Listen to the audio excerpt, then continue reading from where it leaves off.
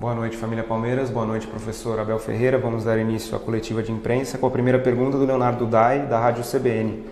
Abel, há alguns dias você dizia que um dos fatores a serem considerados na hora de avaliar o desempenho de uma equipe é o placar do jogo.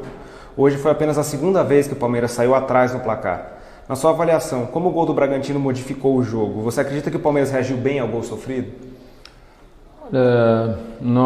Foi um bom jogo, na minha opinião, com duas equipas com processos bem definidos, bem consolidados. Isso não significa que quer dizer que uma equipa vai ganhar mais ou não do que outra. Agora que há uma identidade das duas equipas. Acho que entramos bem no jogo. Depois a verdade é que o Bragantino conseguiu abrir o placar e nós depois a seguir tivemos oportunidades também para empatar. Acho que o jogo nós criamos o suficiente. Lembro-me do Atuesta dentro da área, lembro-me do Verón, lembro-me dos cruzamentos que faltou emenda do Wesley ao segundo posto. Eu acho que a equipa criou, mas é verdade o que estava a dizer. O que faz a diferença no jogo é a equipa que é mais eficaz, e nós na primeira parte criamos. É verdade que sofremos um gol primeiro, mantemos a calma, continuamos a procurar impor o nosso jogo perante um adversário, como disse, também com um processo bem consolidado, mas nós sabemos que no futebol um fator que faz a diferença é a eficácia, é o golo, e isso faz a diferença depois no resultado final. Na minha opinião, fizemos um bom jogo e merecemos ter ganho este jogo pelas oportunidades que criámos, até mesmo com menos uma excelente jogada do Garcia pelo lado direito, com um cruzamento com uma assistência perfeita para o Gabriel Silva, que tem que fazer golo naquela bola, não é? Mas muito bem, mesmo os meninos da base que entraram com muita intensidade a encurtar, muito satisfeito com o jogo, com o resultado. Poderíamos e deveríamos ter ganho este jogo. Cláudio Ritt, Web Rádio Verdão. Abel, a invencibilidade foi mantida, mas o jogo foi difícil. Você acredita que foi mais por mérito do Bragantino, que marcou muito bem, ou pela falta de tranquilidade do Palmeiras em alguns lances? Não, eu entendo as pessoas que analisam os jogos e às vezes analisa-se o jogo sem pôr o adversário na equação, e os adversários entram, os adversários têm qualidade, estudam também a nossa equipa, o que nós fazemos ao adversário, o nosso adversário também nos faz, e às vezes é preciso meter na equação o adversário, e às vezes nós temos tendência o Palmeiras não conseguiu propor o jogo, muitas vezes não consegue propor o jogo por mérito do adversário. Por exemplo, fomos jogar contra o São Paulo e o São Paulo tirou-nos a bola e carregou. Agora, eu não tenho dúvidas nenhumas que se o São Paulo jogar todos os jogos como jogou contra o Palmeiras, manter aquela cadência e aquela intensidade, é um candidato claro ao título. Agora é só manter essa consistência, porque tem essa qualidade. E o Bragantino igual, estamos a falar de uma equipa que investiu no lateral direito 3 milhões de euros, comprou um ponta, o Elinho, ao São Paulo por 4 milhões de euros, comprou também um zagueiro 3 milhões e tal de euros. Eu lembro-me quando cheguei aqui ao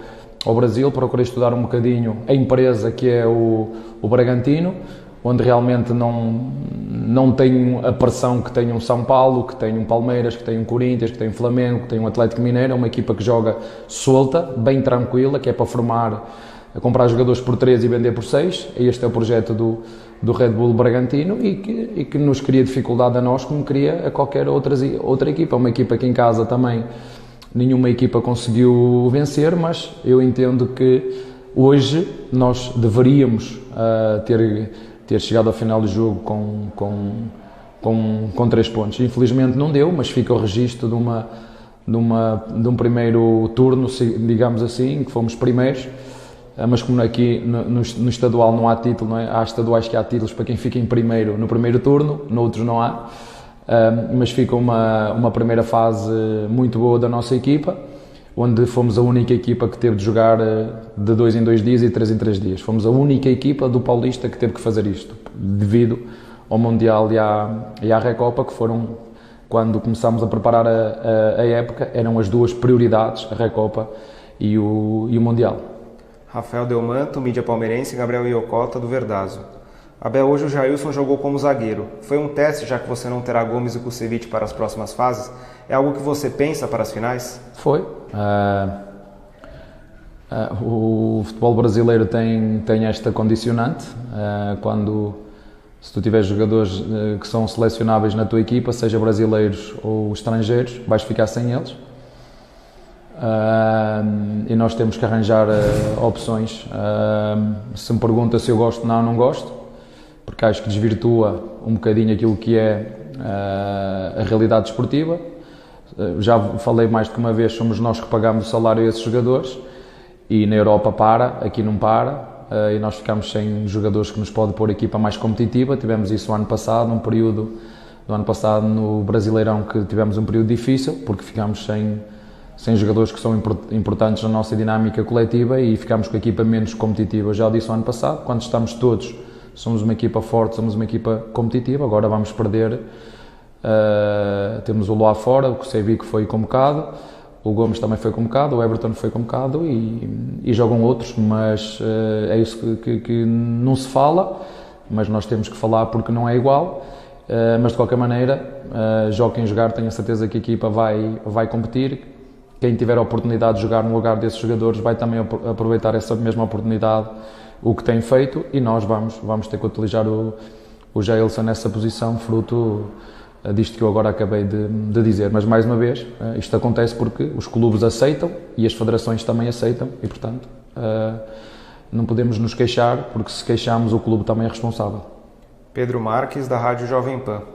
Mais uma vez o Navarro errou algumas tomadas de decisão. Você pretende dar mais chances a ele? O que falta para o Navarro aparecer mais nesse time? Ele sabe que nós confiamos nele, é um jovem jogador. Veio com um projeto a longo prazo. Nós queríamos contratar 2 centroavantes, isso não é novidade para ninguém. O Daverson está a acabar o seu contrato, um ciclo que está a terminar. Ele sabe disso porque o clube já o informou, e o Daverson o Navarro é um projeto com tempo, com paciência e calma, mas nós queremos 2, ainda veio um, esperamos por outro. Rafael Ribeiro do Lance, Zé Henrique da Energia 97 e Edu Afonso da ESPN. O que você pode comentar sobre o lance do Daverson, que fez o gol e em seguida foi expulso? Que conselho você daria para ele no decorrer da carreira?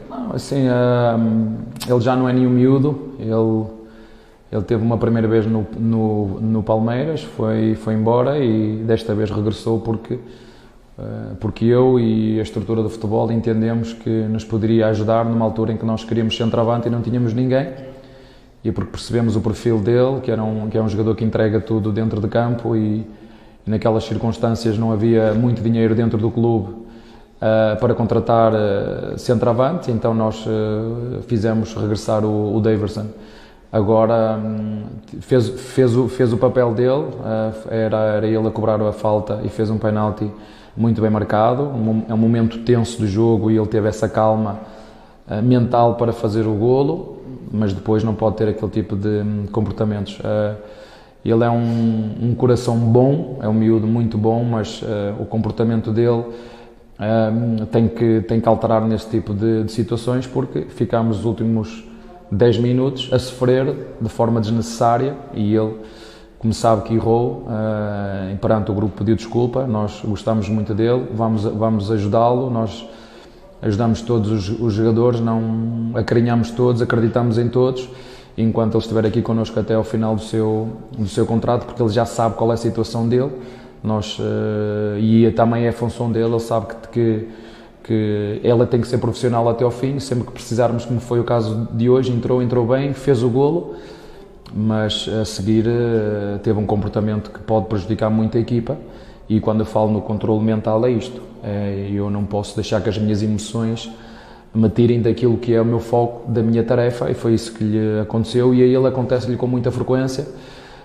Eu entendo que a torcida é um elemento fundamental e muito importante no jogo, mas ele tem que estar focado na sua tarefa. Então sim, quando acabar o jogo e comemorar com a torcida, todos juntos, mas naquele momento, pés bem assentos no chão e continuar focado na sua tarefa, e ele podia nos ter prejudicado por uma decisão, por uma atitude que tem a ver com controle emocional só. Fred Júnior, da Rádio 9 de Julho. O que você pode falar do Ituano, o adversário das quartas de final, que está no seu grupo, só agora o Palmeiras vai enfrentá-los? Olha, o que vos posso dizer em relação a isso é que de longe o nosso grupo foi o mais competitivo. Eu acho que os três primeiros classificados, os 4, eram apuradas quase em todos os grupos. Isso demonstra bem o equilíbrio e a força destas equipas. A partir deste momento, a partir de agora, vamos começar a estudar o Ituano, ver como é que eles jogam, os seus pontos fortes, os seus pontos menos fortes e preparar a equipa em 2 dias. É os dias que temos, recuperar estes jogadores. Temos outros que ficaram em casa, mas é 2 dias que temos para preparar esse jogo. Márcio Torvano, da 105 FM. Abel, nesse seu período no Palmeiras, o seu contato com os jornalistas está sendo mais virtual. Você está ansioso para uma relação mais próxima, principalmente em coletivas? Para mim é igual, eu gosto de falar, gosto do contacto com jornalistas. Fazem parte do mundo do futebol. Os jornalistas têm uma responsabilidade muito grande na promoção do futebol. São eles que fazem chegar, quer ao Brasil, quer fora do Brasil, a qualidade do nosso produto, do nosso futebol.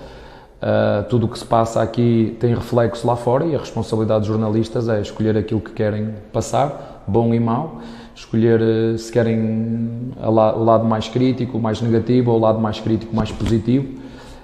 Mas para mim é igual, com jornalistas ou sem jornalistas. Nós sabemos que foi sem jornalistas em função da pandemia, tivemos que seguir o protocolo, mas não tenho problema nenhum.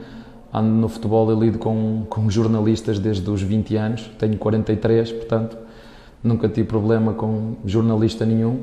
Cada um faz o seu trabalho, eu preciso de jornalistas, os jornalistas precisam de mim, umas vezes criticam, outras vezes elogiam, fazem parte, portanto estou com saudades de poder olhar olhos nos olhos, porque é assim que a gente fala, é olhos nos olhos. E assim, quando a gente consegue falar olhos nos olhos, talvez seja mais fácil do que a gente muitas vezes esconder atrás de uma câmara, e é mais fácil assim, cara na cara. Muito obrigado, Abel. Uma boa noite a todos. Obrigado, boa noite.